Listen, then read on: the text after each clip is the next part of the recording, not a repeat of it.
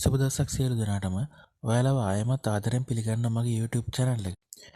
අද මම ඔයාලට හෝටලේදී එහෙමත් නැත්නම් රෙස්ටොරන්ට් මෙනු එකකදී වරදින් නැතුව හැමදාම හමු වෙන දෙයක් වෙන ක්‍රීම් සුප් එකක්. මෙතනදී කැරට් ක්‍රීම් සුප් එකක් ගෙදරදීම එදිනෙදා අපි භාවිතා කරන අමුද්‍රව්‍ය යොදාගෙන ලේසියෙන්ම හදාගන්න විදිය තමයි කියලා දෙන්න හදන්නේ. මේක රෑ කෑමකට, උදේ කෑමකට වගේම බබාලට උන්නත් දෙන්න හොඳ හරි ගුණ කෑමක්. මම මෙතනදී 4 දෙනෙක්ට ඇතිවෙන්න අවශ්‍ය බඩු අරගෙන තියෙනවා. අමුද්‍රව්‍ය සියල්ලම මම මෙනුම් සහිතව පහළ ඩිස්ක්‍රිප්ෂන් එකේ දාලා තියෙනවා.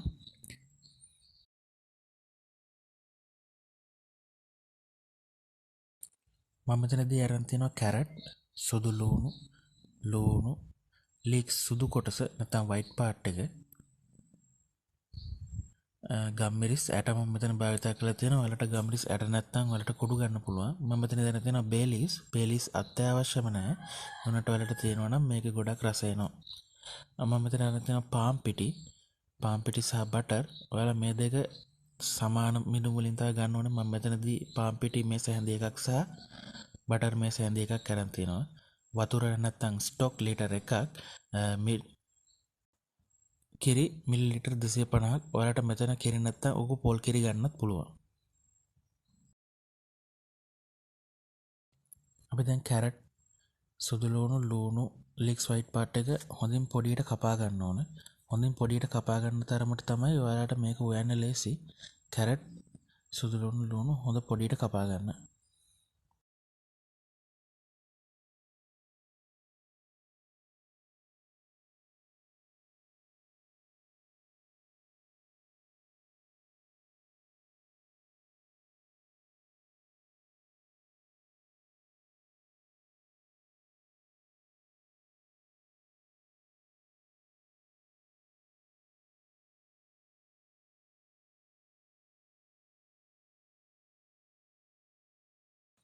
ඔයාලට මෙතන තියෙන තවත් විශේෂ දෙයක් තමයි ඔයාලට කැරට් නැත්තම් මෙතනට කැරට් වුණට අල හෝ වට්ටක්ක ගන්නත් පුළුවන්. නැත්තම් කැරට් අල වට්ටක්ක තුනම වුණත් එකට ගන්න පුළුවන් ඔයාලට.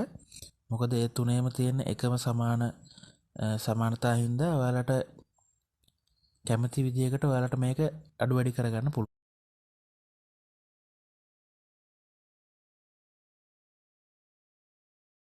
මේ විදිහට පෙති කපාගෙන ඔයාලා දිග අතර කපා ගන්න. එතකොට ලේසි.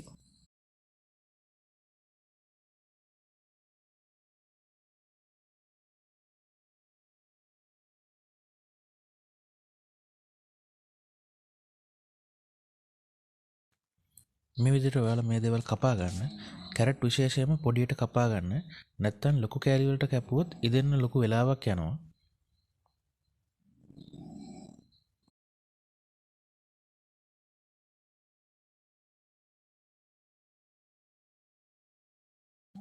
අපි දැන් පොට් එකක් මද ගින්දරේ ලිපේ තියලා ඒකට අපි බටර් ඇඩ් කරගන්න ඕන.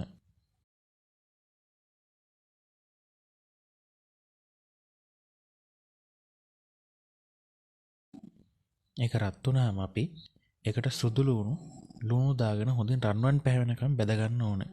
මේකේ රන්වන් පැහැ ගත්තාම තමයි සුප් එකට හොඳ රසක් එන්නේ. ඒකින්ද ඔයාලා මේක කර කරගන්න නැතුව හොඳ මද ගින්දරේ හිමීට මේක රන්වන් පැහැවෙනකම් හිමීට බැද ගන්න.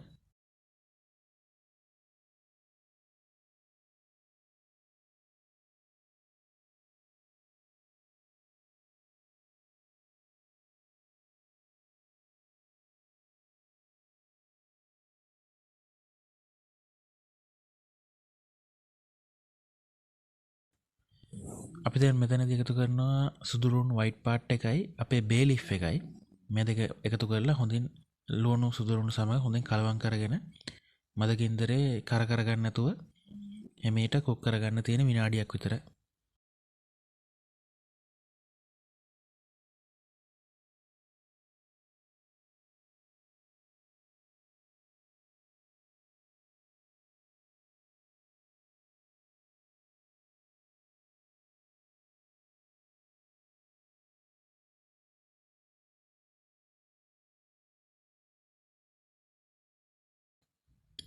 හරි මෙතන විනාඩියක් විතර ගියාට පස්සේ අපි අපගේ කැරට් එකයි ගම්මිරිස් ඇට ටිකයි සේරම එකතු කරලා හොඳින් කලවම් කරගන්න ඕන. අපි මේ කැරට් ටික සාමාන්‍යයෙන් විනාඩි 4ත් 5ත් අතර ප්‍රමාණයක් අපි උයා ගන්න ඕන.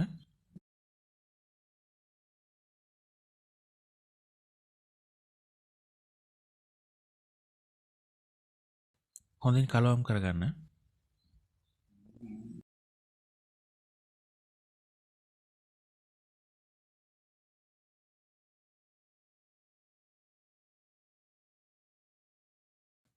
අපි මෙතනදී එකතු කරගන්නවා ලුණු. ඔයාලට කැමති ප්‍රමාණයකින් ලුණු මේකට එකතු කරගන්න පුළුවන්.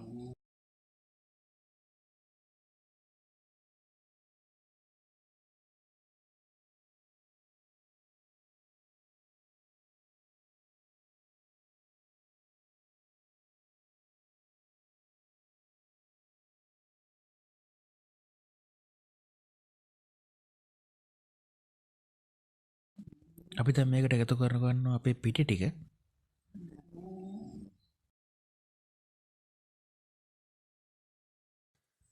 අපි මෙතනදී පිටි ටික එකතු කරලා අවම වශයෙන් හොඳට විනාඩියක් විනාඩි 1කමාරක් විතර මේක හොඳට කලවම් කරගෙන මේක උයා ගන්න ඕන. නැත්තම් මේ පිටිවල තියෙන අමු රස යන්නේ නැහැ. අමු රස ගියේ නැත්තම් සුප් එක පොඩි ක්වොලිටි මදි වෙනවා. ඒකින්ද ඔයාලා මේක හොඳට කලබල වෙන්නේ නැතුව විනාඩියක් විනාඩි 1කමාරක් විතර හොඳට කුක් කරගන්න ඕන.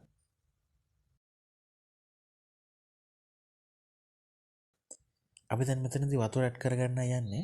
ඔයාලට මෙතන වතුර වෙනුවට අවශ්‍ය නම් ඔයාලට ස්ටොක් වතුර උනත් මෙතනදී භාවිතා කරන්න පුළුවන්.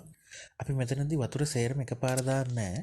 වතුර ටික ටික දාලා මේක හැමීට කලවම් කරන ගමන් තමයි තව ටිකක් වතුර දාලා ඒක කලවම් කරගෙනම යන්නේ. මොකද මේක එකපාර වතුර ටික එකතු කරොත් මේකේ තියෙන පිටි ටික කැටි ගහන්න පුළුවන්.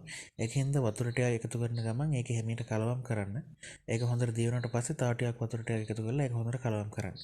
එහෙම කරගෙන ගිහිල්ලා වතුර ටික සේරම එකපාර දාන්න. එතකොට ප්‍රශ්නයක් නැහැ. නැත්තම් මේක කැට හිටුනහම ඒක ගැටලුවක් වෙනවා.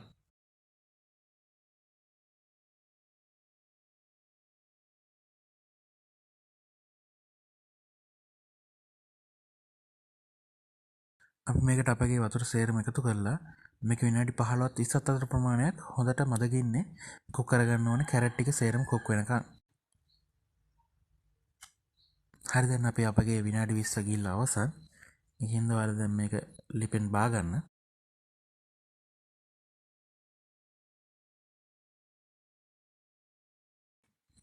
අපි දැන් මෙතනදී අපගේ බේ ලීෆ් එක මෙතනින් අයින් කරගන්න ඕන. මේක බ්ලෙන්ඩර් කරගන්න කලින් බේ ලීෆ් එක අයින් කරගත්තේ නැත්නම් කුඩු වගේ හිටිනවා. ඒකින් හින්දා මේක අනිවාර්යෙන් අයින් කරගන්න ඕන. හරි දැන් අපි මේක බ්ලෙන්ඩ් කරගන්න ඕනේ. ඔයාලට හෑන්ඩ් බ්ලෙන්ඩර් එකක් තියෙනවා නම් මෙතන ගැටලුවක් නැහැ. ඔයාලා මේක ගෙදර පාවිච්චි කරන බ්ලෙන්ඩරේ පාවිච්චි කරනවා නම් මේක අනිවාර්යෙන් 100%ක් මේක නිවෙනකන් ඉන්න ඕන. නැත්නම් බ්ලෙන්ඩරේ පුපුරන්න පුළුවන්. මේක හැමතැනම විසිරෙන්න පුළුවන්. ඔයාලා මේක බ්ලෙන්ඩර් කරගත්තට පස්සේ මේ විදිහට හොඳට පෙරා ගන්න ඕන. කැට ටික කැට ගතිය නැති වෙනකන්. මෙතනින් තමයි සුප් එකට හරි ක්‍රීම් ගතිය එන්නේ. හරි ස්මූත් එකක් එන්නේ. හරි සිනිඳු බවක් එන්නේ. ඒකින් හින්දා මේ ස්ටෙප් එක හරි වැදගත්. ඒක හැමීට ඔයාලා හොඳින් කරගන්න ඕන. නැත්තම් මේකේ සිනිඳු ගතිය නැති වෙලා යනවා. හරි දැන් අපි අපගේ සුප් එක ආයේ පොට්ටයකට දාලා මේක මද ගින්දරේ තියලා අපි අපගේ කිරි ටික ඇඩ් කරගන්න ඕන. කිරි ටික මෙතනදී ඇඩ් කරලා මද ගින්දරේ විනාඩි 4ත් 5ත් අතර ප්‍රමාණයක් මේක හොඳට රත් කරගන්න ඕන. හොඳට කලවම් කරගන්න කිරිත් එක්ක. මෙතනදී අපි මේක බොයිල් කරන්නේ නැහැ. මේක නිකන් රත් කරනවා විතරයි කිරිත් එක්ක. එතකොට හොඳට මික්ස් වෙන්න.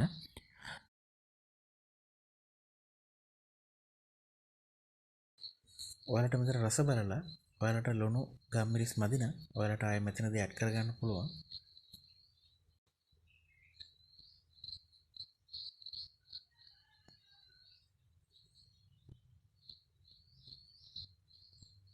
අපි මේක විනාඩි කිහිපයක් මද ගින්දරේ තියලා අපි මේක බා ගන්න ඕන.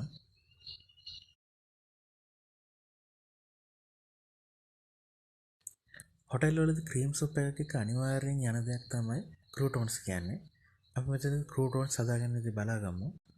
ඔයාලා මේ වගේ පාන් පෙති 4ක් අරගෙන මේකේ වටේ කෑල්ල අයින් කරලා මේ විදිහට දිග අතට කපාගෙන ඔයාලා මේක පොඩි කොටු වලට කපා ගන්න ඕන.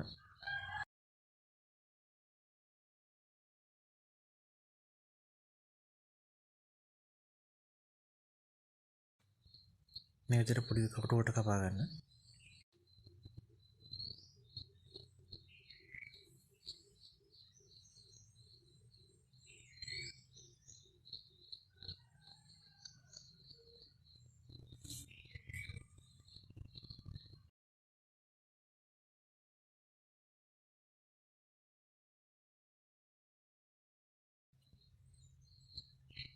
ඊට පස්සේ අපි පෑන් එකක් මද රස්නේ ලිපේ තියලා අපි ඒකට ඇඩ් කරගන්නවා තේ හැන්දක ප්‍රමාණයකට බටර්.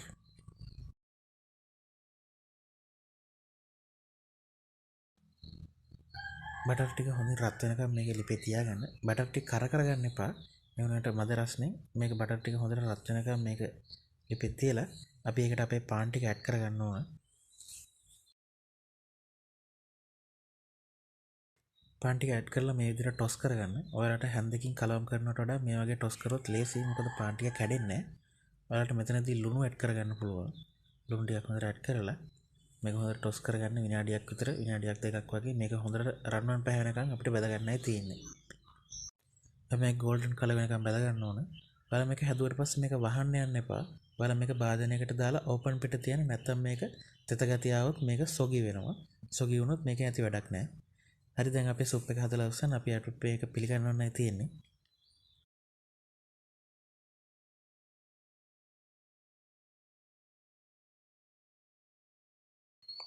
ඔයාලට තවදුරටත් මේ වගේ හොටෙල් රසට, හොටෙල් ක්වොලිටියට, හොටෙල් රෙසිපියට කෑම ගෙදරදී හදාගන්නට අවශ්‍යයි නම් සබස්ක්‍රයිබ් කරන්න. ඔයාලට රෙසිපි ගැන මොන හරි ගැටලුවක් හෝ ගුණදොස් තියෙනවා නම් පහලින් කමෙන්ට් එකක් දාන්න. ඒක ගොඩක් වටිනවා. ඔයාලා ආය හමු වෙනතුරු ඔයාලට සුබ දවසක්.